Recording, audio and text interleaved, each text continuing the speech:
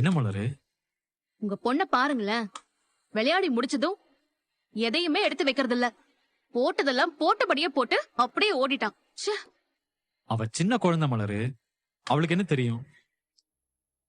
சின்ன குழந்தை மட்டுமா எனக்கு வேலை வைக்குது? இந்த வீட்ல எல்லாருமே தான் எனக்கு வேலை வைக்கிறாங்க. தப்பெல்லாம் என் மேலதான். ஆரம்பத்துல இருந்தே நானும் மதி மாதிரியே இருந்திருக்கணும். அதை விட்டுட்டு என்ன சொன்னாலும் சரி சரின்னு தலையாட்டிட்டே இருந்தேன்ல. எனக்கு தேவைதான்.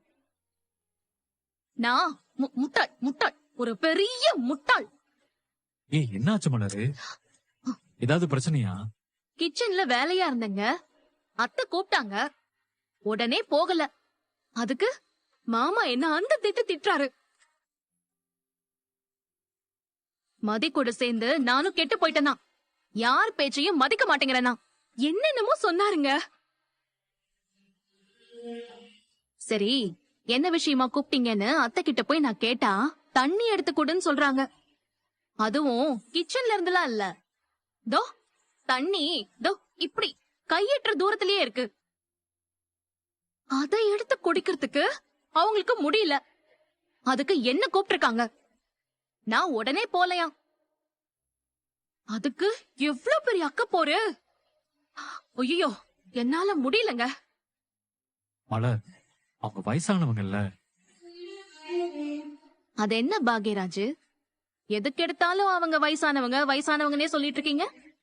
எல்லார் வீட்லயும் வயசானவங்க இப்படிதான் இருக்காங்களா? சரி, நீ கோச்சுக்காத. நான் கோச்சுக்கல, எனக்கு கடுப்பா இருக்கு. நான் ஒண்ணு சும்மா இல்லையேங்க, வேலை செஞ்சுக்கிட்டு தானே இருந்தேன். அந்த வேலையை விட்டுட்டு இவங்களுக்கு தண்ணி எடுத்து கொடுக்கணும்னு நினைக்கிறதெல்லாம் கொஞ்சம் ஓவரா இல்ல? சரி விடு மலரு. அவங்க இன்னும் எவ்வளவு வருஷம் நம்ம கூட இருக்க போறாங்க? பல வருஷம் இருப்பாங்க, நல்ல ஆரோக்கியமா இருப்பாங்க, ஜாலியா இருப்பாங்க. நான் தான் எல்லாருக்கும் சேவை பண்ணி 40லயே போய் சேர்ந்துட போறேன். ஏய், என்னடி பேசுற நீ? இப்படி எல்லாம் பேசாத மலரு. பின்ன என்ன பாக்யராஜ், ஒரு நிமிஷம் கூட என்ன உட்காரவே விட மாட்டாங்க. என் பேர் எனக்கு எவ்வளவு பிடிக்கும் தெரியுமா? மலரு மலரு மலரு மலருன்னு. காலையில இருந்து ராத்திரி வரைக்கும் இவங்க என்ன கூப்பிட்டு இப்ப அந்த பேரே எனக்கு பிடிக்காம போச்சுங்க. மலர், உன் கஷ்டம் எனக்கு புரியுது. எப்ப என்ன சொன்னாலும் இப்படி ஒரு டயலாக சொல்லிட வேண்டியது. என் கஷ்டத்தை புரிஞ்சுக்கிட்டு நீங்க என்ன பண்ணிருக்கீங்க?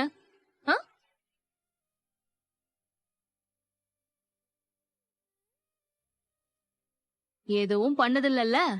ஆனாலும் நான் லூசு மாதிரி என் கஷ்டத்தை உங்ககிட்ட சொல்லி புலம்பிட்டே இருக்க வேண்டியதுதான். என்ன என்னடி பண்ண சொல்ற? நீங்க எதுவும் பண்ண வேணாங்க. நீங்க இப்படியே வீட்டுக்கு நல்ல பிள்ளையாவே இருந்துக்கோங்க. நான் தான் தப்பு பண்ணிட்டேன். உங்களை கல்யாணம் பண்ணிட்டு வந்தேன்ல, வந்த அடுத்த நாளே மதி மாதிரி நடந்திருக்கணும். இப்ப கேக்குற பேச்செல்லாம் கேட்கணும்னு இருந்திருக்காதுல்ல. நான் கூட மதி எல்லாத்துக்கும் பதிலுக்கு பதில் பேசிட்டு இருக்காளேன்னு நினைச்சிட்டு இருந்தேன். அப்படி பேசாத மதின்னு அவகிட்ட சொல்லிருக்கேன். இனிமே நான் அதை பண்ணவே மாட்டேன். அவங்களுக்கெல்லாம் மதி தான் கரெக்ட், அவ தான் கரெக்ட். சரி மலர், டென்ஷன் ஆகாத. டென்ஷன் ஆகாத, வருத்தப்படாத, எல்லாம் சரியாயிடும். இத தவிர ஏதாவது ஒரு வார்த்தை உன் வாயில இருந்து வருதா? என்ன என்னடி சொல்ல சொல்ற? நீங்க எதுவுமே சொல்ல வேணாம் பாக்யராஜ், எதுவுமே சொல்ல வேணாம். ஏ மலரு, ஐஸ்கிரீம் வாங்கி தரவா? சூடா இருக்கேன்னு ஐஸ்கிரீம் சாப்பிட்டா சில்லுன்னு ஆயிடுவேன்னு நினைக்கிறீங்களா?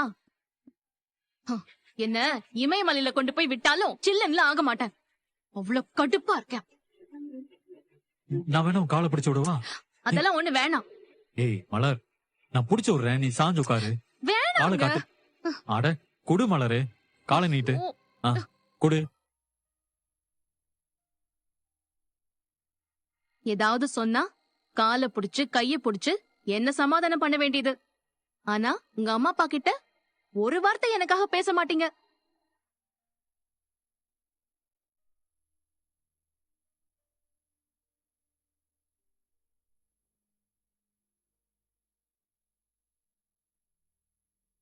தோ தோ இந்த முகத்தை தான், இந்த முகத்தை பார்த்துதான் நான் ஏமாந்தேன். ஹம், இன்னைக்கு வரைக்கும் ஏமாந்துட்டே இருக்கேன். ஏ மலர், சாரிடி. நீங்க ஒண்ணும் சொல்ல வேணாங்க. அவங்கள இனிமே மதியே பாத்துக்கிட்டோம். என்ன நடந்தாலும் நான் சும்மா இனிமே வேடிக்கை தான் பார்க்க போறேன். மதி பாத்துக்கிட்டோம்.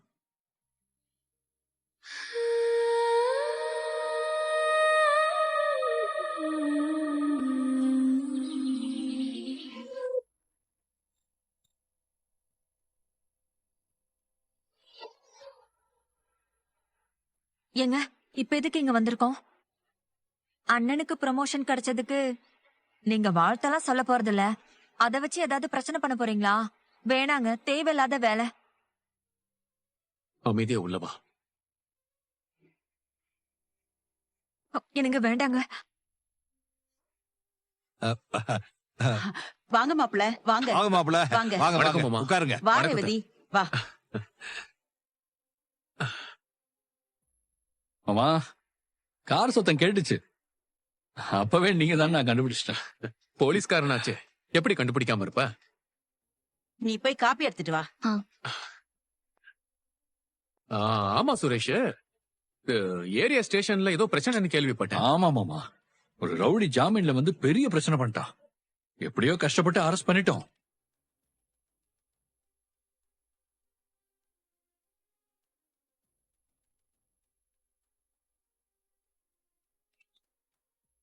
அண்ணே, என்ன ரேவதி, காலையிலயே வந்திருக்க?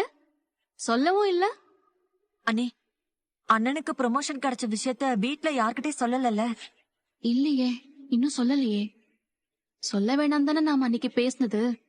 அண்ணன் ப்ரமோஷன் விஷயம் என் வீட்டுக்காருக்கு எப்படியோ தெரிஞ்சு போச்சு. நான் சொல்லல, வேற யாரோ சொல்லிருக்காங்க. அத எல்லார்கிட்டயும் சொல்லி பிரச்சனை பண்றதுக்காக தான் காலையில கிளம்பி வந்திருக்காரு. ஐயோ, நேத்தே என்கிட்ட கேட்டாரு. எனக்கு எதுவுமே தெரியாதுன்னு சொல்லிட்டேன். நீங்க எப்படியாவது அண்ணனை அலர்ட் பண்ணுங்க, ஏதாவது சொல்லி சமாளிக்க சொல்லுங்க. சரி, நான் அங்க போறேன், வாங்க. அப்போ கோர்ட்ல தான் இன்னைக்கு வேலையா உனக்கு?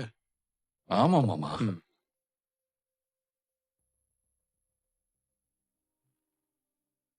அத்தை, பால் அடுப்புல வச்சிருக்கேன், இத வந்துடுறேன். ஆ, மலர், இந்த பேங்க் ஆபீசர் பாக்யராஜ் வீட்ல இருக்காரா? இருக்காருண்ணே. நான் கூப்பிட்டேன்னு அவரை கொஞ்சம் கூப்பிடுறியா? கூப்பிடுறேண்ணே.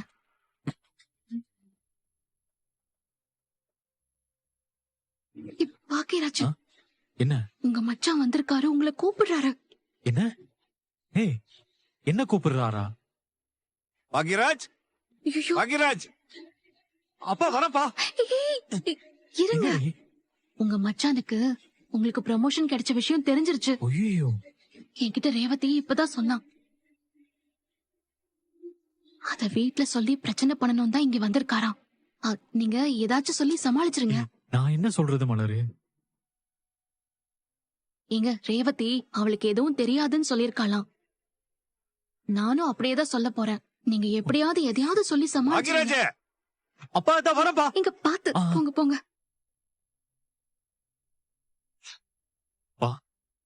கூப்பிட்டா உடனே வரமாட்டியாடா நீ? அம்மா, ட்ரெஸ் மாத்திட்டு இருந்தம்மா. வாங்க மாப்பிள, வா ரேவதி. ஆ, அண்ணனை எதுக்கு மாமா கூப்பிட்டீங்க? சொல்றேன் மாமா. சொல்லுங்க மாப்பிள. எனக்கு தென்னந்தோப்பு இருக்கிற விஷயம் உங்களுக்கு தெரியும்ல? நல்லா தெரியுமே மாப்பிள. அதுல 4 காய் எக்ஸ்ட்ரா காய்ச்சாலே நான் நேரா எங்க அம்மா கிட்ட வந்து சொல்லுவேன். சொல்லிதானே ஆகணும். ஆமா ஆமா, கண்டிப்பா சொல்லணும்ல. ஏன்னா நமக்கு ஏதாவது ஒரு நல்லது நடந்தா வீட்ல இருக்க பெரியவங்க தானே முதல்ல சந்தோஷப்படுவாங்க. ஆமா ஆமா, கண்டிப்பா. ஆனா அதெல்லாம் பத்தி உங்க பையன் யோசிக்கவே இல்லையே.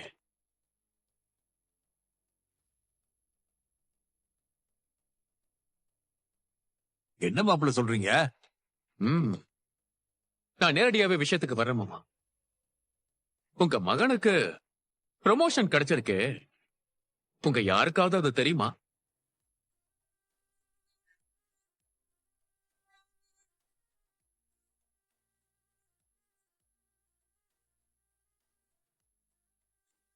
அப்படியாண்ணே? ப்ரொமோஷன் கிடைச்சிருக்கா? அட ஆமாண்டா மச்சான். கேஷியரா இருந்த உங்க அண்ணன் இப்ப பர்சனல் பேங்கிங் அது இதுன்னு நிறைய வேலை பார்த்துட்டு இருக்காராம். கிட்டத்தட்ட ஒரு அசிஸ்டன்ட் மேனேஜர் மாதிரி. மாப்பிள்ள சொல்றதெல்லாம் உண்மையா? ஏங்க உங்களுக்கு ப்ரமோஷன் கிடைச்சிருச்சா? சொல்லவே இல்லை என்கிட்ட. என்னன்னு தங்கச்சின்னு உருகுவ, என்கிட்ட கூட சொல்லவே இல்ல பாத்தியா? கங்க்ராச்சுலேஷன்ஸ், வாழ்த்துக்கள். ஏய், வாழ்த்து சொல்றதெல்லாம் இருக்கட்டும். உனக்கு ப்ரொமோஷன் கிடைச்சிருக்காடா? பா ஆமாப்பா.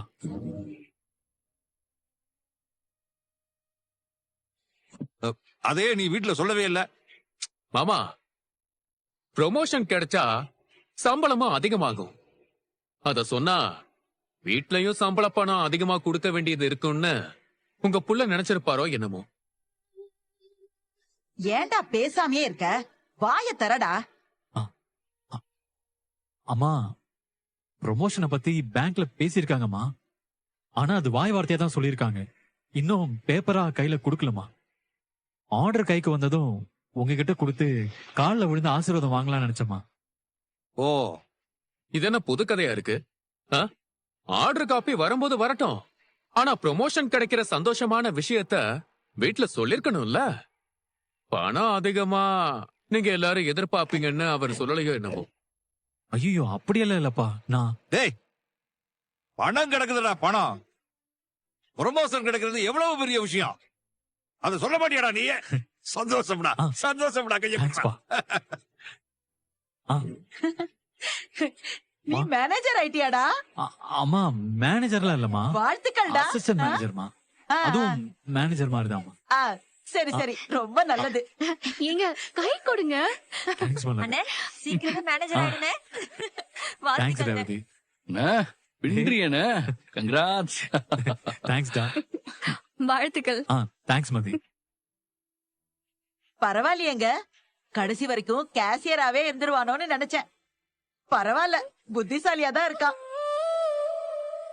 என்கிட்ட கூட சொல்லாம இருந்துட்டாரு பாத்தீங்களா? அதிசயம் தான்டா. நீ போய் ஒரு ஸ்வீட்ட பண்ணு. இதோ உடனே பண்றேன் அத்தை, உடனே பண்றேன். உங்களுக்கு எப்படி மாப்பிள்ள இவனுக்கு ப்ரொமோஷன் கிடைச்ச விஷயம் தெரிஞ்சது? அது நமக்கு தெரிஞ்ச ஒருத்தர் சொன்னார் மாமா. நல்ல வேலை மாப்பிள்ள நீங்க சொன்னீங்க. இல்லைன்னா ஆர்டர் கையில கிடைக்கிற வரைக்கும் இவன் யாருக்கிட்டயே சொல்லிருக்க மாட்டான்.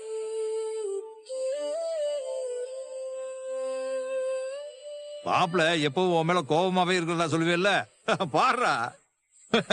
உனக்கு ப்ரொமோஷன் கிடைச்ச விஷயத்த எவ்வளவு சந்தோஷமா வீட்டுக்கு வந்து சொல்றாரு பாரு. ரொம்ப சந்தோஷம் மாப்பிள்ள, ரொம்ப சந்தோஷம். நான் அப்படிதான் மாமா. என்னை யாரு எதிரியா நினைச்சாலும் அவங்கள நான் எதிரியாவே எப்பவும் நான் நினைக்கவே மாட்டேன். எல்லாரும் நல்லா இருக்கணும்னு தான் நான் நினைப்பேன்.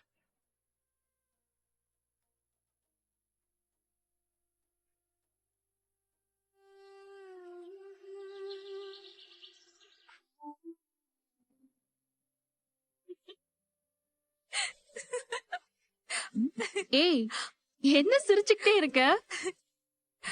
1000 வாலா பட்டாச பத்த வைக்கலான்னு என் புருஷன் ஆசையா வந்தாரு. கடைசியில 1000 வாலாவே புஸ்ஸுன்னு அடிச்சுன்னா பாருங்களேன். ஆனாலும் அண்ணே, நீ என்ன பெர்ஃபார்மன்ஸ் பண்ணிட்ட தெரியுமா? ஆர்டர் கையில கிடைக்கலையா, கிடைச்சதும் சொல்லிருப்பாராம். நீங்க அதுக்கும் மேல வாழ்த்துக்கள்லாம் சொல்றீங்க. ஐயோ, நீ மட்டும் என்னவா எல்லாத்தையும் புதுசா கேக்குற மாதிரி? என்ன தங்கச்சி தங்கச்சின்னு உருகுவ? என்கிட்ட ஒரு வார்த்தை கூட சொல்லலையேன்னு.